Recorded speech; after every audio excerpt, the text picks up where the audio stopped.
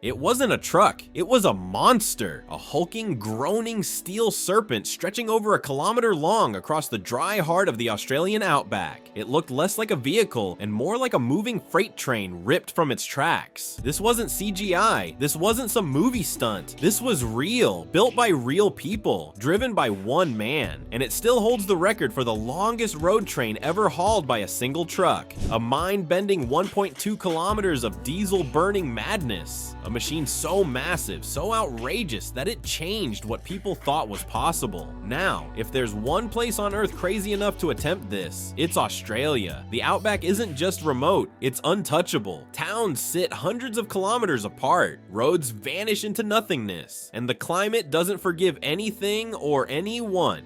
When you've got to haul diesel, cattle, mining equipment, or food supplies across those kinds of distances, you don't send a fleet, you send one rig, a big one, and then you push it beyond all logic. That's how the road train was born. And by the mid-2000s, people weren't just making long hauls, they were breaking records. Enter John Atkinson, not a trucker looking for Instagram likes, not a daredevil, just a seasoned haulier with a wild idea and a garage full of trailers. Atkinson ran Centurion Transport, a company known for tackling some of the harshest delivery jobs in Queensland. But this wasn't about freight, this was about rewriting the record books. He didn't want to pull 50 trailers, not even 70. He set out to pull 112. Let that number sit for a second. Not set.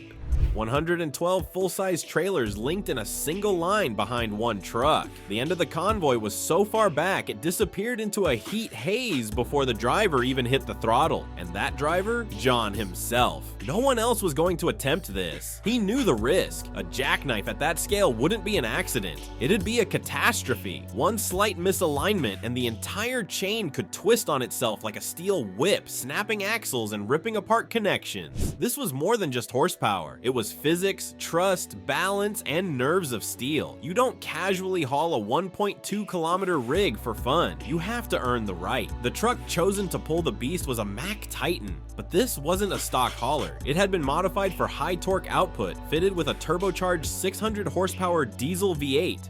And reinforced across every component from clutch to rear diff. The transmission was geared so low it could pull a mountain off its foundation. But this wasn't about power alone. You needed finesse. You needed to crawl, not stomp. Just getting the thing moving was an art form. Over several days, crews worked around the clock to prepare each trailer. Tire pressures had to be matched. Dollies, the pivoting connectors between trailers, had to be lined up precisely. The whole configuration stretched longer than 12 football fields. Engineers double-checked every bolt, every airline, every coupling. You couldn't wing something like this. When John finally stepped into the cab and turned the key, he wasn't just starting an engine, he was waking a sleeping beast. On that bright morning near Clifton, Queensland, the world's longest road train began to move. Slowly, reluctantly, the engine groaned, the trailers creaked in protest. It was like watching a steel centipede come to life, inching forward in the dust. Cameras rolled, spectators cheered, but inside the cab there was only silence and focus. Every small input mattered, every gear change had consequences, but the Titan didn't flinch. It growled, it pulled, and behind it, the 112 trailers followed like obedient shadows, curving along the dry road in perfect synchronicity. At its peak, the road train weighed more than 2,300 tons. That's more than a fully loaded passenger jet, but it kept moving. Not quickly, top speed was just 10 to 15 kilometers per hour. But that wasn't the point. It was about proving that it could be done. And when the final trailer rolled to a stop,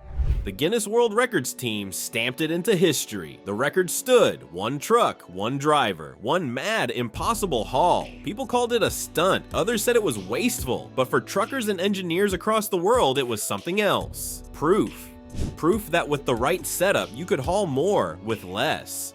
That even the harshest terrain could be conquered with enough grit, torque, and know-how.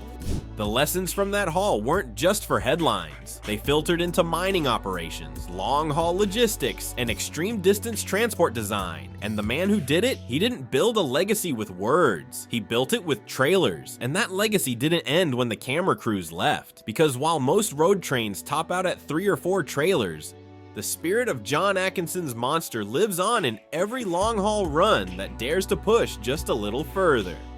The Titan that made history still stands as a symbol of what's possible when insanity meets engineering.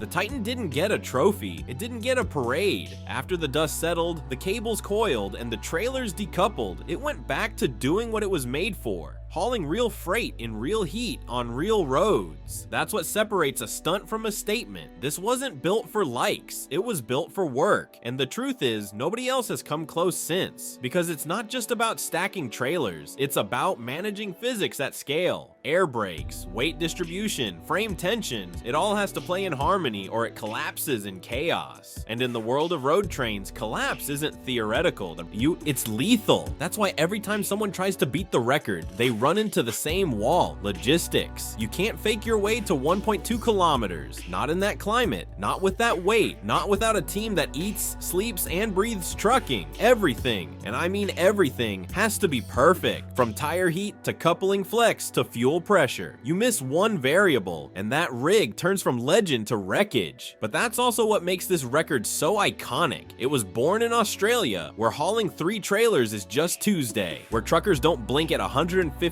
tons on single-lane bitumen with roadkill on one side and a sheer drop on the other. The land makes the drivers tougher. The drivers make the trucks tougher. That's why special routes had to be cleared ahead of time. This wasn't a Sunday cruise. It was a carefully choreographed ballet of mass and momentum. Traffic had to be blocked off. Weather had to cooperate. Even the wind was monitored. Crosswinds on a setup that long could turn a harmless breeze into a sideswipe disaster. But it worked, because the man behind the wheel didn't panic. He didn't punch the throttle or overcorrect. He let the truck breathe, let the load find its balance. And when it did, it flowed. Like an oil tanker at sea, slow, steady, unstoppable. It wasn't just a haul, it was a lesson. A reminder that the biggest machines on Earth are still only as strong as the people guiding them. Now here's where the story gets wild. Even after setting the record, John didn't cash out or retire. He kept driving.